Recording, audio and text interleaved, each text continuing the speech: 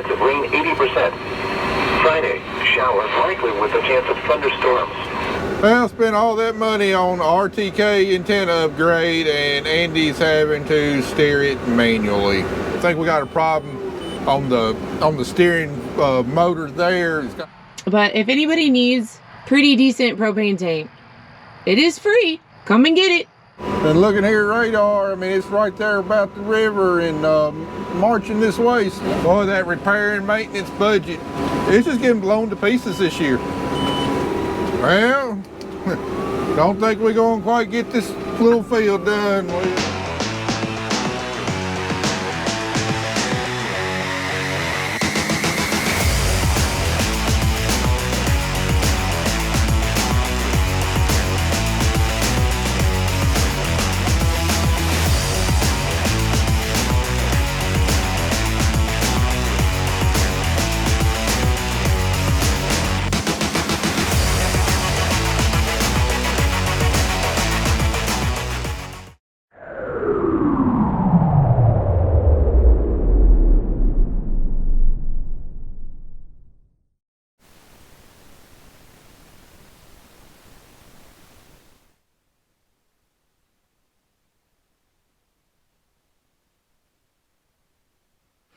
All right, we got a shop full of unfinished projects here.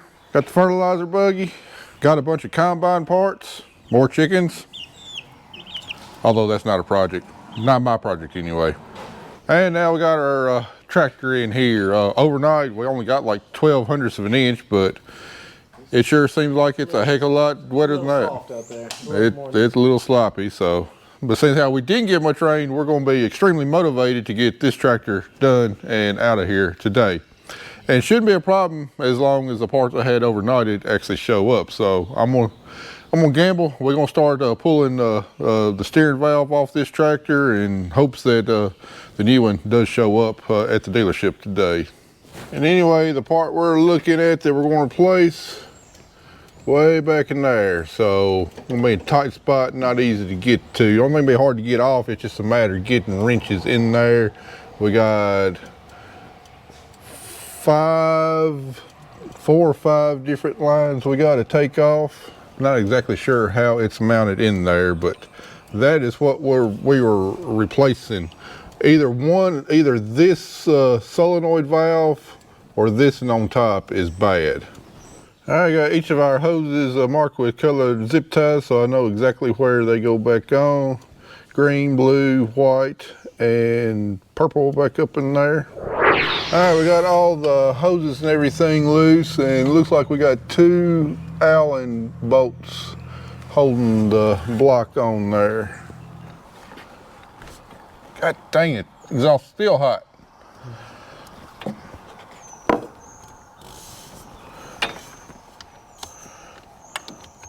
Unplug these clips. Yeah, these wires need to come off. I think that's it. All right. It's going to have to come out my way, I think.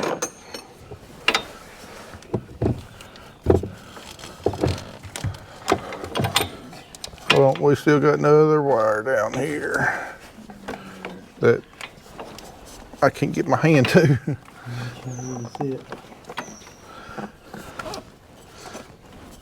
Everything's in the way. Hold on. I see it, but it's hidden by the brake lines. Put it back up here where it was.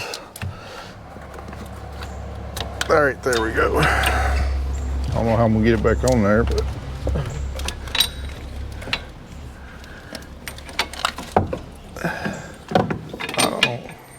Let's get this one line out of the way.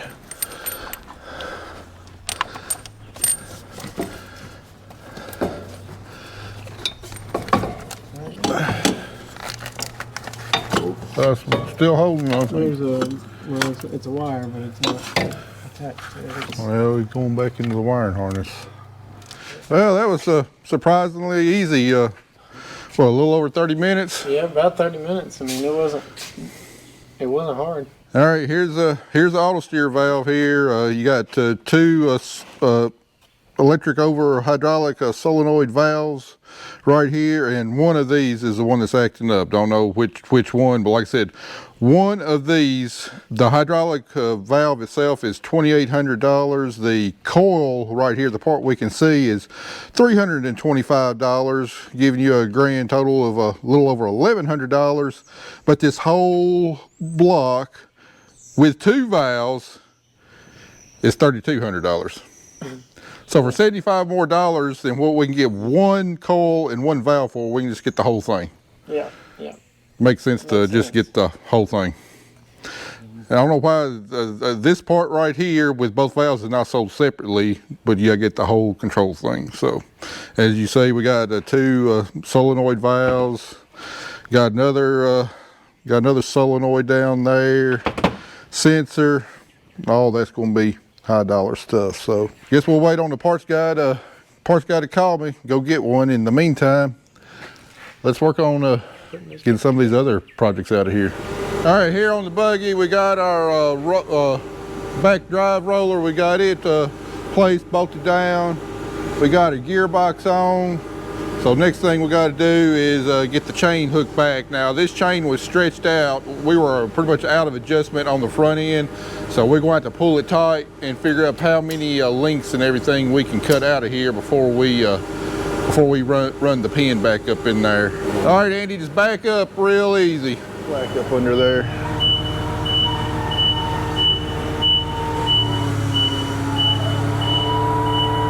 All right, hold up. All right, we got to pull pretty tight now. We need to lift it up. All right, lift it up.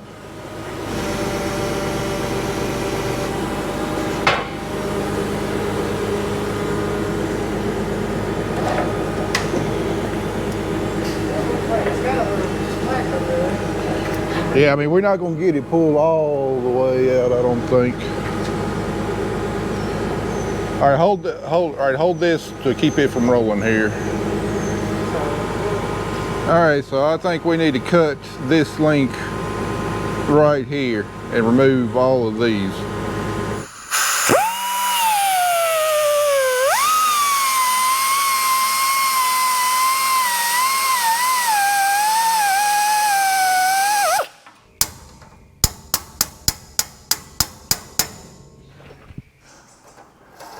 There we go. All right, now we're ready to pull the forklift back up here and hook a rope to it. All right, we're going to have to regroup on this, but I just got a call from H&R. Our steering block is in. That is definitely priority number 1, so go pick it up and get back on this after we get the tractor finished.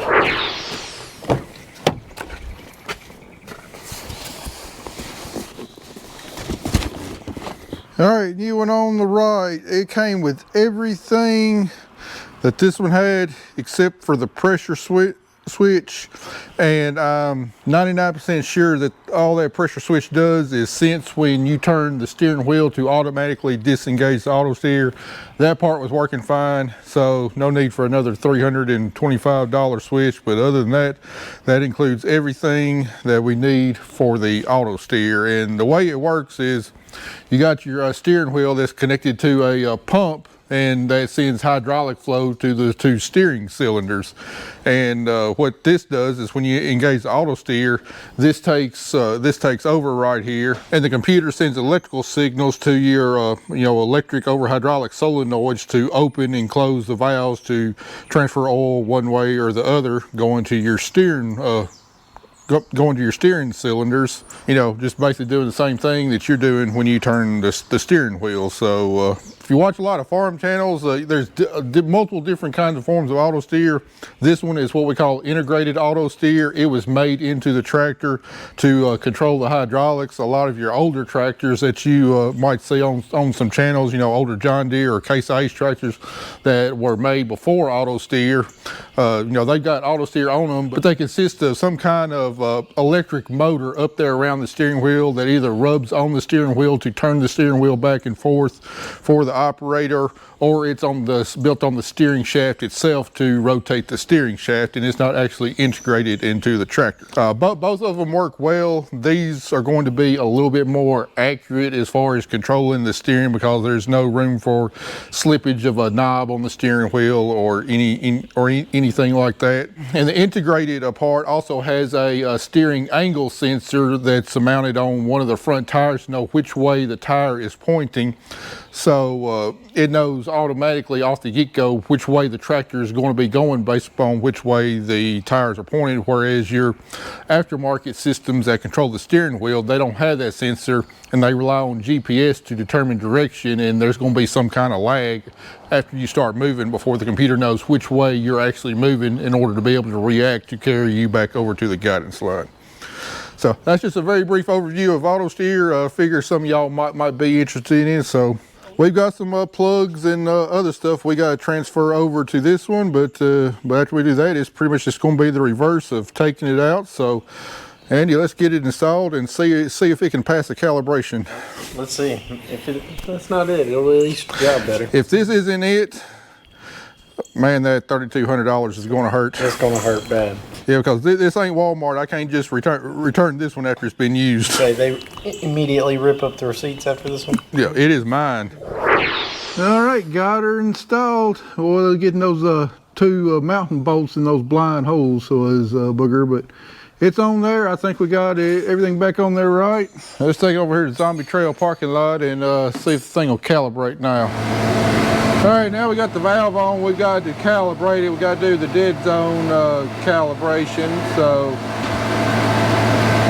what this does is this calibrates the valve on there. Make sure the wheels are turning the expected amount.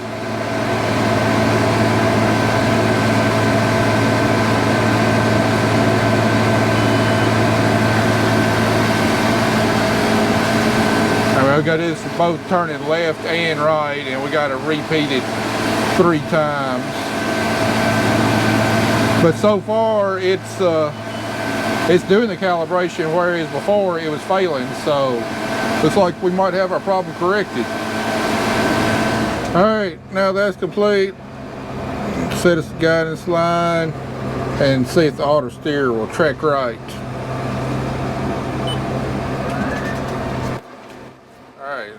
Get off the auto steer.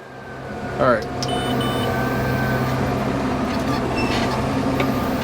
All right, let's watch this cross track error here.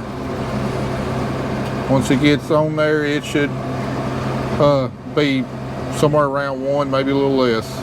There we go. Look at that. She's tracking right now, less than 1 inch accuracy. All right, I done run through all the calibrations. I spent about 30 minutes over there running guidance lines back and forth, and she acts like she should, so I believe we got this problem whooped. I believe Andy's gonna be pretty happy when he gets on back to the field. So finally, success. We actually started a project, took it apart, and put it back together successfully, and it works. Even though we did have to take that block off a second time because we lost the O-ring out the bottom when we were putting it back together the first time. Yeah, we had to take it back off, but we got it done and it worked. So one project done successfully. Let's see if we get the fertilizer buggy wrapped up.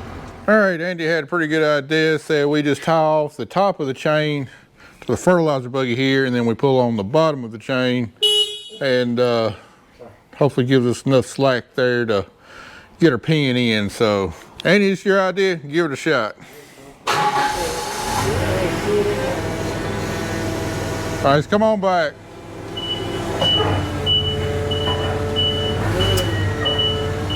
Down.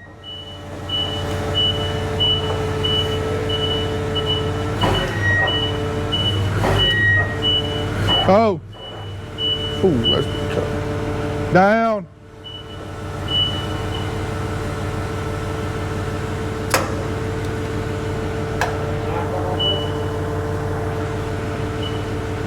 Come on back a hair more, or tilt back. All right, let's get it. All right,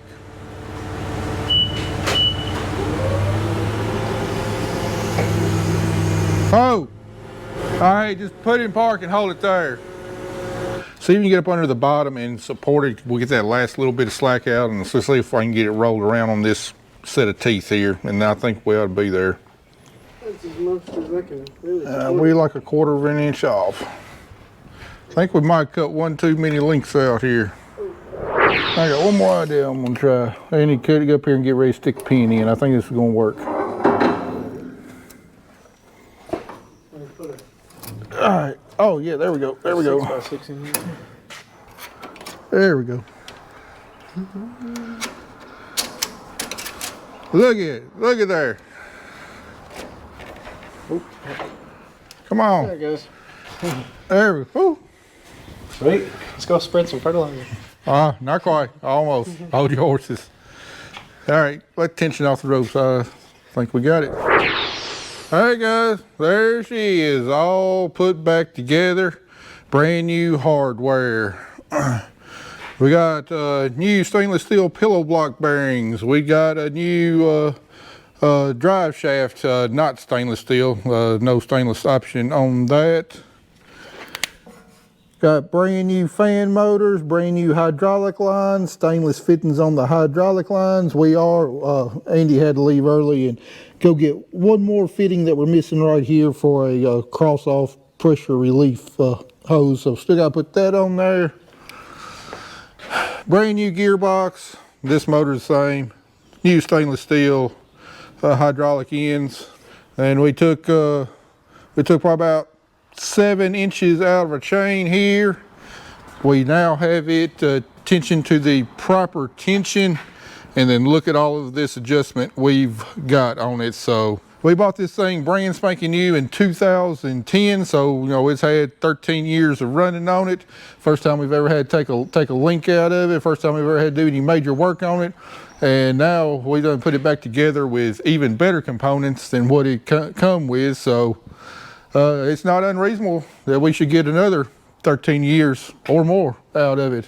Or who knows, I might have a different buggy by then. I have no idea. But anyway, been a rewarding day. Got one project started and finished. Got another project that's been in here for Lord knows how long. Got it finished. Still a little too damp to go plant cotton, but if that old sun comes out tomorrow morning, maybe after lunch, we'll be able to go stick some more cotton in the ground. We definitely didn't get the rain that the weatherman was predicting, thank goodness. So hope cotton planting continues here real shortly. Before we get back to planting cotton, I want to show y'all another project that got finished up this week. And let me tell you, I'm proud of this one.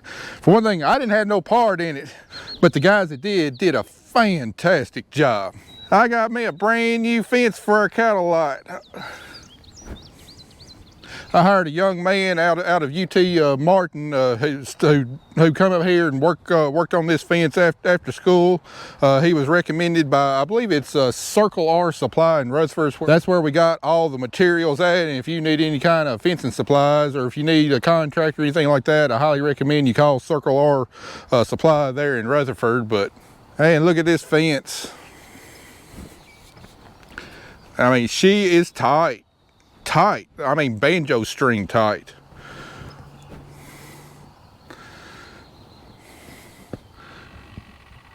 Man, I am so proud of this fence right here.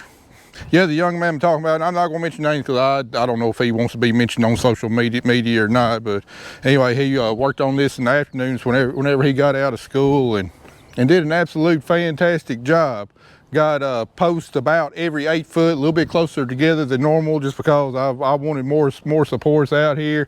The only thing that we wasn't able to do that I would have liked to do is on the corner post. I would really like to use some old creosote telephone posts. That's what we used originally, and I mean those things will last forever. Plus, I mean they're a lot bigger around than your standard fence posts. But other than that, I'm tickled. We shouldn't have to be chasing any cows on the back 60 anytime soon, hopefully.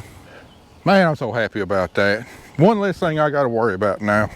And while we're up here at the cattle pen, let's go out here in this field and see if we got any corn popping up. This is what we planted day one.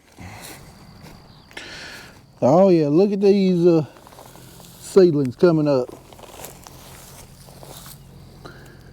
Every single one right there. So we planted this, I believe it was April 25th, and it is May 3rd, however many days. I've done lost track of days, weeks, and here pretty soon I'll probably lose track of months. But yeah, I got corn popped up and it looks fantastic. This ain't your traditional no-till field where you can just look right down the row and see it popping up, you know, with all the cover crop. If you know what to look for, you can see it. But oh yeah, it is up nicely though. And it looks like it all came up almost at the exact same time. You know, you really like to see all corn emerge within 12 hours of each other. Ideally, even a little bit less. Ideally, even a little bit less than that. And daggum, that's what it looks like here. Don't see very many late emergers at all. Here's a spot down in the bottom of the terrace where we didn't have a lot of cover crop residue. Look at that. Beautiful. I tell you what, it's been a heck of a spring. We've worked our tails off, but it looks like it's starting to pay off.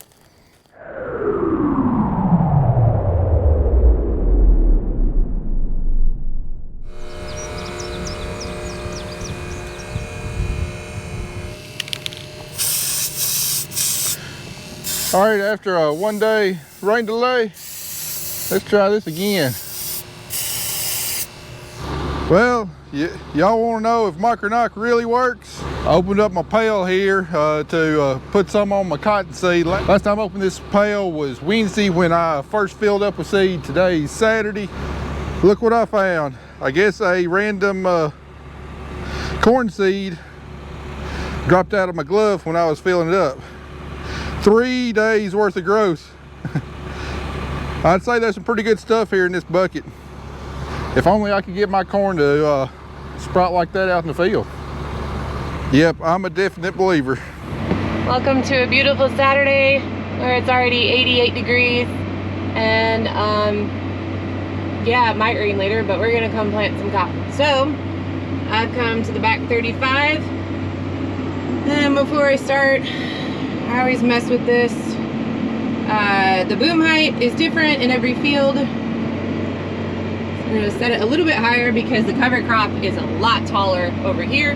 I've also got that lovely terrace that runs right along that side. So I don't want to drag that boom over there. Or sometimes when it's on canopy, it gets way too high because it is all centered off the middle. I don't have any guidance today, so we didn't set any up, so freehanding it. But I'm gonna get started so that the boys can come back here right after me because I control how fast everything gets planted. So, well, we're in bonus time. I really wasn't expecting to be running today. Forecast we had last day we were in the field, but in reality we didn't hardly get any rain. It just fell in a really slow drizzle and kept us out yesterday, especially with it kind of being misty and cloudy all day yesterday. And probably could have gotten started a little earlier this morning, but by the time I made the decision we could roll and then get everything ready to go and everything, it's right around 2:30 right now. But we're gonna try and make the most of the day. We're gonna try and get done with the Todd farm. We've got about another 33 acres here. Move down the road through all that blasted traffic, get the Baker farm, another 30 acres. And hopefully get moved over to Clanton and get the backfield done on there. That's probably about 12 acres because forecast again is not looking promising as far as rainfall. Well, like a 80% chance of rain tomorrow afternoon, 70 to 80% chance of rain Sunday night, and then Monday got another real good chance of rain. You know, they say anywhere from like a quarter to a half an inch every time. So, but that's what they was calling this last time, and well, it didn't materialize. In fact, most of the big rain chances that they've predicted so far this spring, you know, we've generally gotten maybe a little bit of rain, but not anywhere close to what they've been predicting. So maybe that'll stay true and we can continue on with our ultra early cotton planting.